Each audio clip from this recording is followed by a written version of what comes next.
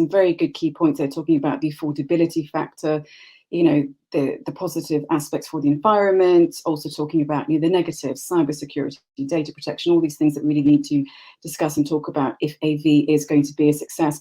But there was one thing I wanted to pick up on. You said that we're not there yet. So how far away is Europe to making that transition when it comes to, I mean, how far away are they, for example, from the US? I think that's a great question, and probably $1 billion question that nobody has the right answer to. But we have been lagging behind in terms of R&D, especially within our automotive industry. Now, we have seen certain US companies racing ahead, be it Tesla, Waymo, and many others, experimenting and already deploying certain solutions in American streets in various US states.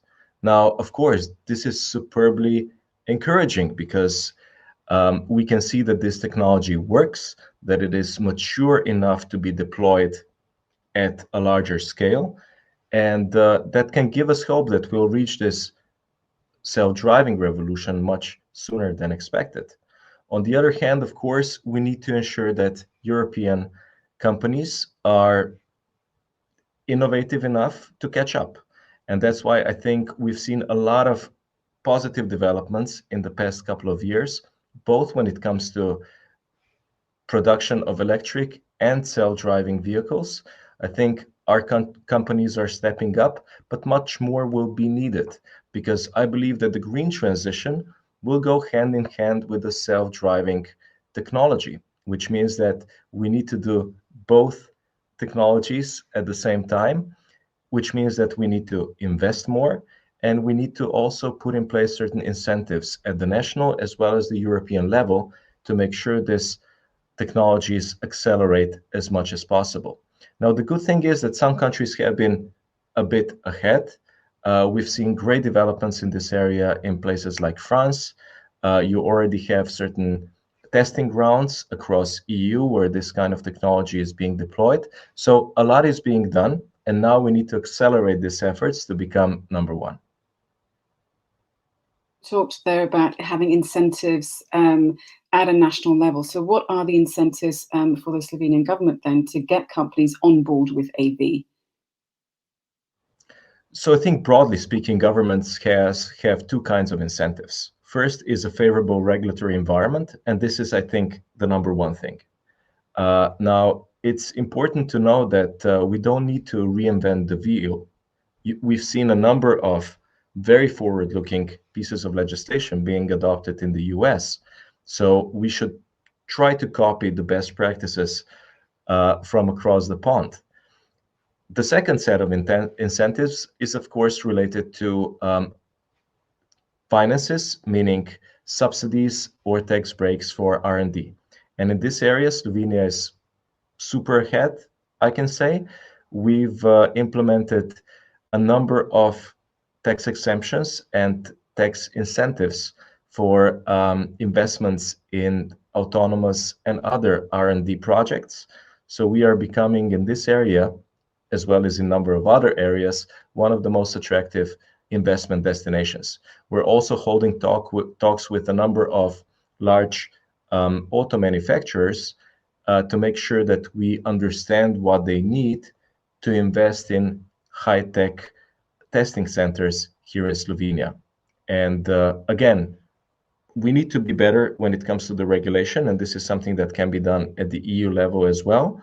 But when it comes to the financial incentives, we should also be more. We should also do more. We're doing as much as we can, but of course, it's not about Slovenia, it's about the whole of Europe. Exactly. Now, just a last question, because I know that your time is quite limited. You were talking there that Slovenia is, of course, talking to manufacturers. What about the private companies? Now, I know that you did work at Uber in another life. So, you know, given your history with them, how on board do you think companies like Uber will be to move towards automation, and especially when Uber is a hire company that's run with, you know, human drivers? So how would you say companies like Uber would really be able to take up that challenge? Are they willing to?